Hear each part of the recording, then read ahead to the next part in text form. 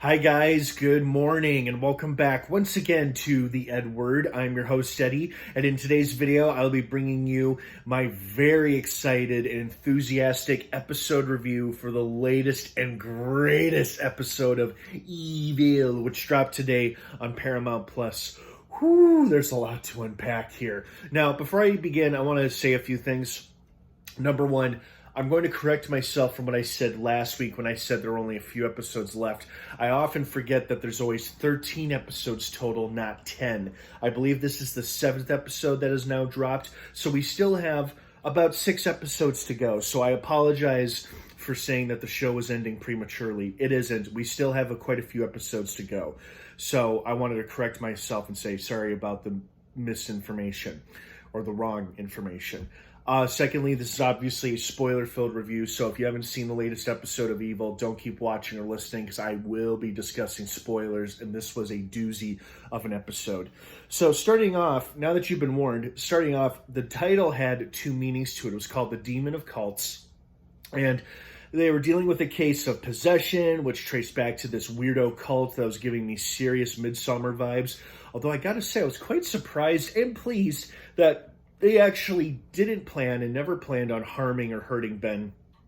They just killed and sacrificed a goat, but then poured it all over Ben because they were trying to absolve him of his sins or make him feel better, or maybe they were punishing him or some shit like that because he was blaming himself for his mother's death. I don't know. I mean, I was just pleased and surprised. I like the plot twist that, oh, they're not dangerous after all. They're just a weird cult who's got a weird and scary way of doing things. So, okay. And then the boy seemed to come out of his possession A-okay when his girlfriend pronounced her love for him and whatnot. But so everything worked out on the case that they were assessing, even though a lot of their energy and focus was drawn towards the Friends of the Vatican, when they willingly and openly welcomed Kristen into their little circle with David and revealed to her why Leland has been targeting her and her family this whole time. And it's all been building towards her daughter Lexis sitting on a demonic throne someday because she was conceived at that fertility clinic, which has a huge demonic presence and influence. And I guess she will eventually become evil or possibly become a demon herself with that tail that we saw last season. And this is why Leland has been going after Kristen and her daughters for the past 3 years now.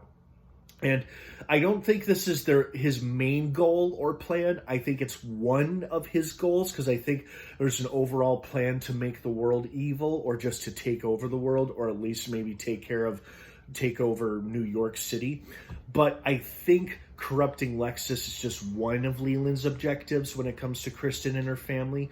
But now Kristen is at least aware of it, or semi-aware of it. Whether or not she actually believes any of it is going to be the next challenge. But at least she went home and hugged her daughter, even though she could, for some creepy reason, smell or tell that Kristen had been around blood, which seems odd because she didn't get any of that goat blood on her. That was all over Ben.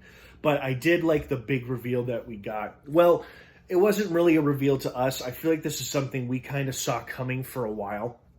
But I love that our main character is now in on the loop, saying, oh yeah, here's what's going on, and here's what's been going on, and now we're going to tell you, so you're finally in the know.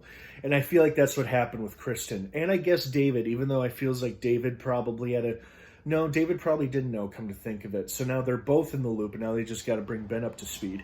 That was something else that I was a little worried about during this episode. I'm like, oh no, are we going to lose the smartest, most rational guy on the team to a cult? Thankfully not. He was not brainwashed. He stood his ground and remained defiant up until the very end. And by end, I mean when they poured goat blood on him. And he remained rational and logical up until that point. So thankfully he wasn't recruited or brainwashed into joining this weirdo cult, because I thought, oh no, are we going to lose Ben to a cult? No, don't take Ben from us. Oh, never mind. He's good. So I was like, great, okay, perfect. Great episode, though. And then I'm not sure what angle Leland has with the Kristen's doctor, whom we haven't seen very much of this season. And it was nice that he got a pretty creepy scene with the demonic hand and the demonic voice telling him to write or type or whatever from the little weird spinning children's toy thing that then turned into the little girl chasing the bird with an axe. I was like, Jesus. But I guess Leland thinks taking away Sister Andrea's hair will somehow weaken her or weaken her defenses or strength against Leland or something. I don't know. It's a little unclear because it feels like at first I thought he was going to tell Kurt to kill Sister Andrea, but it sounds like he just wants him to cut off her hair. So again, a little unclear, but this show likes to keep us guessing and keep us intrigued with what's going on and why it's going on. So great episode though. So good. Oh, I really enjoyed this episode a lot. Did not go the way I thought it would on a couple of fronts, but that's okay because they turned out to be pleasant surprises.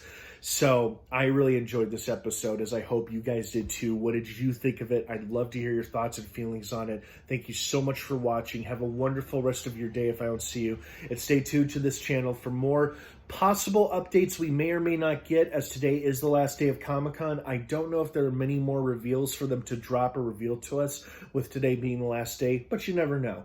So have a wonderful rest of your day. Thanks for watching. And of course, until next time, may the Force be with you.